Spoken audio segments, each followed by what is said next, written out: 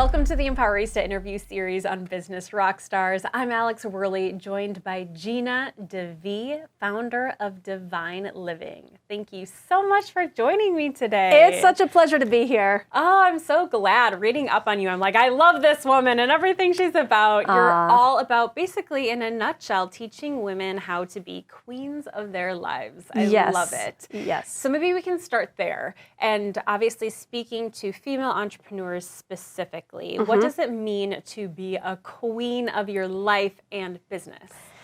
Well, I believe there is a queen in every woman, and that queen looks different from woman to woman. Being a queen is really about being the best version of yourself. It's about being fully empowered, fully expressed, and unapologetic about all of your desires. So being clear on them and also having the power to manifest them.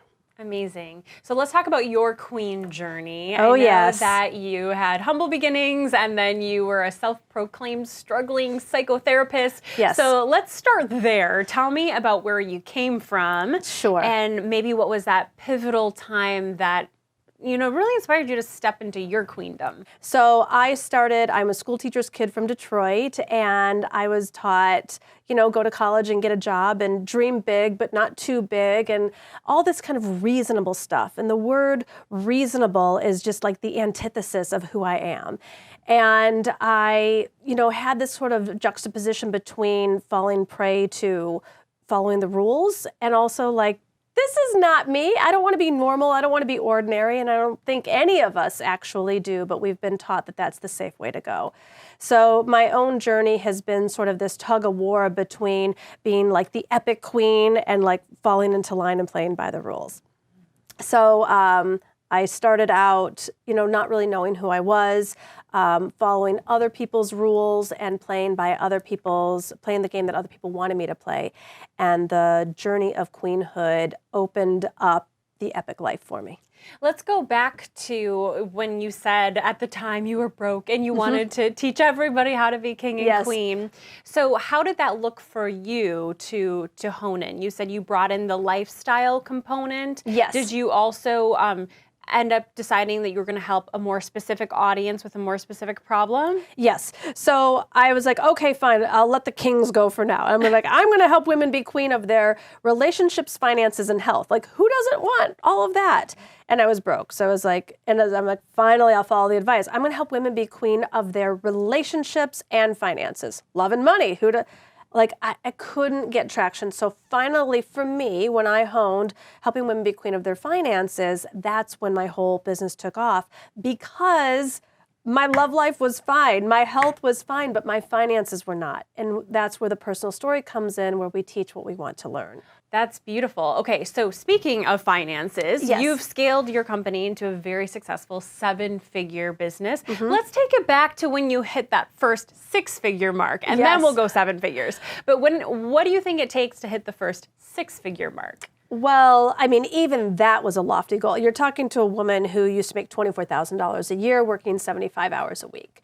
So when I was making about $2,000 a month, all I was doing was like getting to zero at the end of every month. And every month was just chasing the calendar, and it was exhausting. And one day I just thought bigger. And I thought, what would it be like if I actually made $5,000 this month? Like like $3,000 of extra money was just mind blowing. And I sank into that, and I see women underreach and overreach too much. I mean, like, $5,000 doesn't interest me. I want $10,000. Well, for me, going from $2,000 to $5,000 it was more than doubling. It was major. And so I did all of the work that I knew to do, from mindset internally and action externally, and made my single focus the goal of getting to $5,000.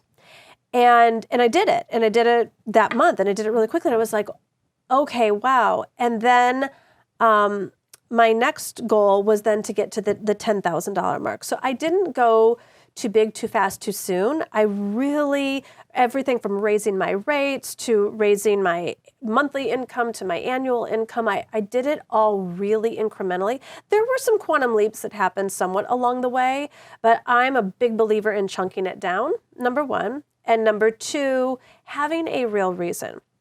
So when women come to me, they're like, I want to make 6 figures. And I'll say, okay, why? And it's like, well, because I want to pay off these credit cards, or I want to have this much in savings. And it's all these like masculine, linear, quite frankly, boring stories behind it. And the universe doesn't really care about what your financial planner had to say about how much money should be in your bank account. That's not coming from a spiritually alive place or a place of passion. It's coming from a should place, which has a really low frequency. So when a woman says, well, I need 6 figures to pay off my debt. And I can feel like if someone's like really driven or if it's like a want. And if it's not a must and it's a want, it's not going to happen. So part of the work I think for all women is giving yourself permission to get really clear on what your real desires are. Because if you're not coming from a place of passion, I don't know that 6 figures is your number. Maybe 250 is your number, and maybe 60,000 is your number. But it's really more important to find your place of passion, and there's a financial frequency to that when it has the why behind it. And I know one of the principles behind being a queen is that there is plenty of time and money, yes. Which a lot of times as women we feel very overwhelmed, especially the more busy aspects of our lives we have. Tell me about this mental shift of yes. going from feeling frazzled, overwhelmed, like there's never enough, to feeling like there's always enough time and money. Yes. Well, it's a decision. So at Divine Living, everybody knows, from my team to my clients, queens do not do overwhelm. We don't talk about it, we don't discuss it, we don't tolerate it. What we do is get really great at understanding where boundaries are and where capacity is. So I liken overwhelm to like a hand approaching a hot flame on a stove. And if you get closer and closer to the hot stove, you're going to feel more and more heat, which all that is information that if you keep going in that direction, you're going to get burned. And if you move your hand in a different direction, you won't. Mm-hmm. And so we as women need to get better through intuition and through journaling and meditation and our spiritual practice, knowing when is our yes a real yes and when is our no a real no, and not apologizing for that. Because when we realize that we get to say no, we get to delegate, and we get to say yes, that's what keeps us out of the overwhelm. So we are completely in charge of whether we put our hand on the hot stove or not. It doesn't just happen to us, especially the more conscious we become. And so as we start to feel that heat, then we get to make different choices in our lives. Who's going to handle, especially as entrepreneurs, who's going to handle that task? How's this all going to get done? Well, when you ask the better questions, who else can do this? It's one of my favorite questions, along with how good are you willing to let life get? But in this conversation, who else can do this?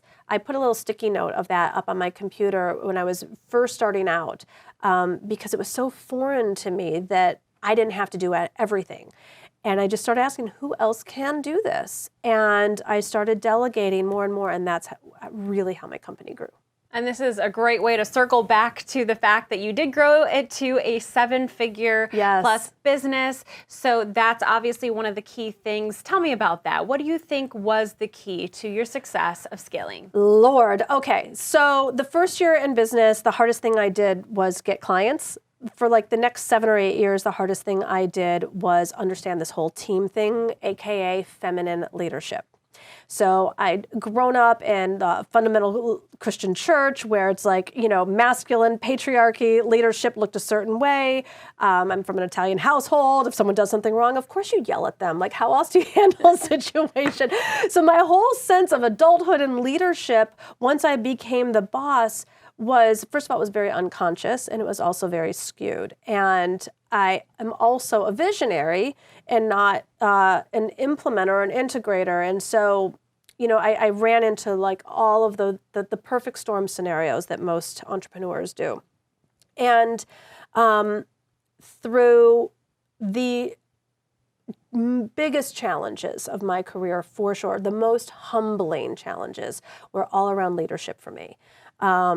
I was scared to speak up when I should have held my tongue. I was going off, and really learning the art of speaking the truth in love has been the real tipping point for me to have the amazing Rockstar team that I have today, to have the solid business that I have today, to have the clients that I have today. So that has been a journey that I'm very proud of at this point. Amazing. Well, we are out of time, so you're going to have to learn more about Gina by picking up her new book. And where are all the places that people can find you? Yes. You can go to our website. It is divineliving.com/book, and that will show you all the places that you can get a copy. There's Audible, there's digital, and then the hardcover as well. Wonderful. Gina, thank you so much. Thank you for having me. I'm Alex Worley, and this is Business Rockstars.